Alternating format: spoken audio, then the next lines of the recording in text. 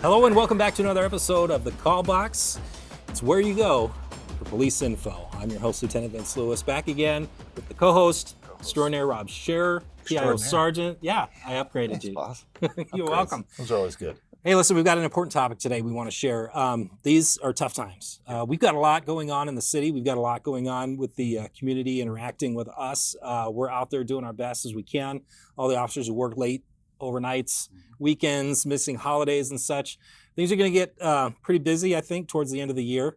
But we're hoping that as we continually improve and we continually train and pay attention to the things that the community wants from their police department, we can get them the training experience that they need to help make things safer. So we're making good decisions and not rushing to make loose or reckless decisions.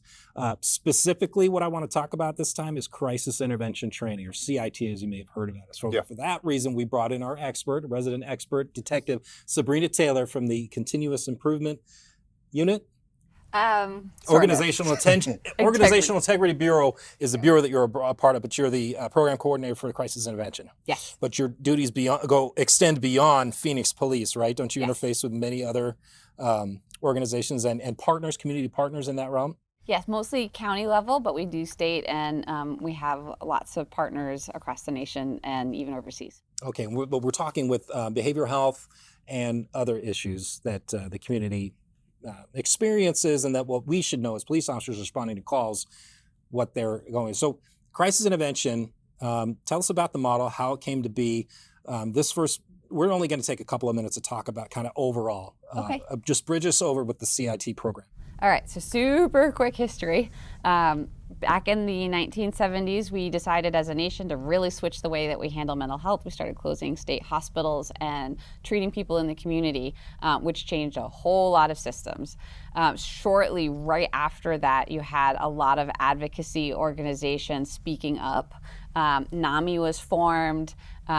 Here in Arizona, we had the Arnold versus Sarn lawsuit trying to make sure that people with mental health issues were being taken care of now that state hospitals didn't exist anymore. Shortly after NAMI was formed, there was a shooting in Memphis, Tennessee, involving a person with mental health issues.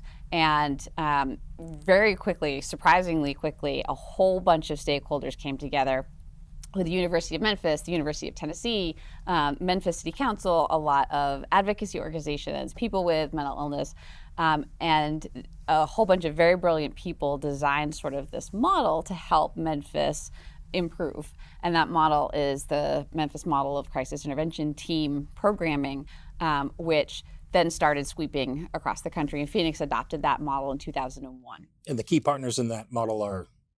Well, there's a lot of partners, but we definitely make sure that we center the voice of people with lived experience. They are our primary customer, and then their caregivers.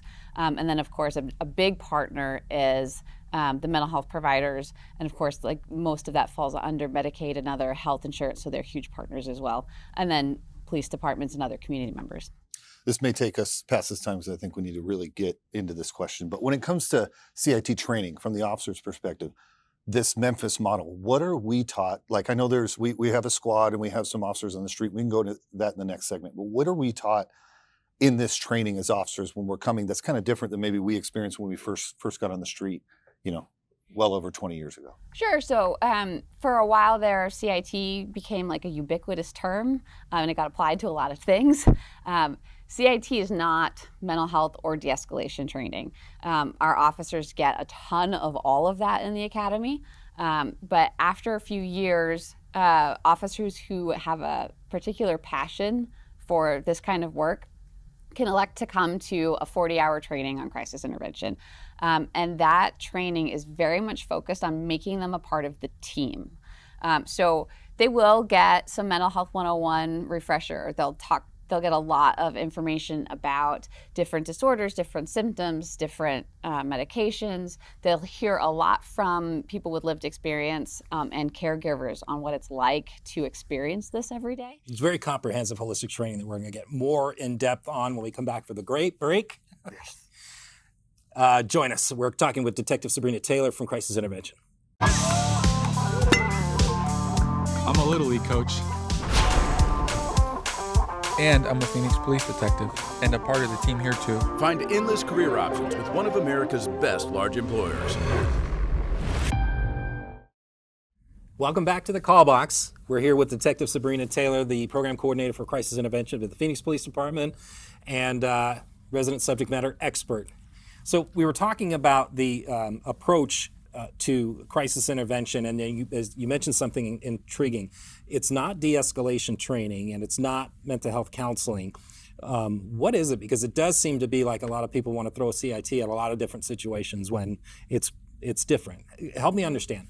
So we focus a lot in the training on helping officers become members of the team, and that involves meeting other team members. So there's a lot of qualified people who could teach officers about mental health 101, but the instructor that we've used since the beginning is at the moment the Deputy CEO for Recovery Innovations, who is a major mental health provider and partner in the Valley. So he is standing in front of these officers and telling them about the DSM and some symptoms, but he's also promising, as the Deputy CEO of RI, that when officers come there, they will accept the responsibility for whatever person or thing or issue they're bringing, and they will figure out how best to solve that problem, help that person. And that trust building is so important because the officers know what resources exist when they come. They just don't necessarily know what they do, how they do it, or trust that they're going to be providing good service, because officers care about their community members and the people that they encounter, and they don't want to bring them to a place that's not going to provide them with excellent service. So all of our instructors represent another team member in some way, either an organization or a community, and help the officers understand the material, but understand the team and build some of those relationships. So when we're, not to make it personal about me, I tend to do that every once in a while, but when we're out giving sound at some scenes, obviously we're out at some of the bigger incidents, the critical incidents, but not necessarily all the time, but we're routinely asked, hey, was a CIT trained officer there? You being an SME, which is awesome. I will be an SME of something at one point in my life. But you being an SME, what do you think the value is? As me as not Joe Schmo officer, but the Phoenix Police Department trains us very well in many different facets. But you getting that CIT training, or you, an officer, getting there with that CIT training, what do you think the importance of that person being at a scene where a crisis is taking place? So I think, as generalists, we all sort of have a thing that we like. I've worked with officers who love cars and can find all those crazy VIN numbers wherever they are. They know a car on site, and they are phenomenal if the incident involves a car. I know other officers who are really interested in weapons, and they are very, very kind to families who find a gun in the attic and want to know more about it. None of that is my jam. And so the idea is that if somebody is in crisis, they can request a CIT certified officer, and then that officer that shows up, this is sort of their jam. This is something that they have declared a passion for, put a pin on their uniform, and said, I'm going to continue to learn more about this, and I'm going to provide excellent service in this topic because this is what I do. And most of them have family members with some kind of cognitive impairment or friends, and some reason that they have a particular passion for this. Some don't. A lot of them have to come to the department with psychology degrees, clinical experience. Like, we have a lot of really well-educated and experienced officers, and they've stepped up and said, I want to go to these. So we want to make sure that we're sending the right resources to the right calls. And if it's a tactical call, if it's an emergency scenario and life is at stake, police officers are going to typically get the call, because you only really want to remember one number in a crisis. Yes. And if that's 911 and that means it's a police officer, we're gathering that information on the way to it. But if it's a situation where we start to learn more about it, we have to think, are we sending the right resources? Do we need to send a police officer and their specific trainings, not a licensed clinician or a psychologist, or can we divert this call to the right resource and maybe not even have to send a police officer if life is not in peril? Do we have something like that set up? Yes, and we divert hundreds of those calls a year. And I just gave a presentation to the community where I said, if you know what 988 is, which is now the national 3-digit number for it used to be the suicide prevention lifeline, but now it's for all mental health needs. And it's a fabulous number. But if you don't know that number and you know 911, that's okay. Our dispatchers will try to figure out, do you need police? Do you need fire? Our fire department has a crisis response unit for mental health issues. Or do you need 988? And they can direct you to the right resource. Let's talk about success stories, because all the time unfortunately, we go out to kind of those incidents, those critical incidents where levels of force are used up to, lethal force. You being the coordinator, I know we talk routinely with some of those success stories that you get pushed towards. You as kind of that coordinator and running some of this and kind of really, this is your jam, like you said.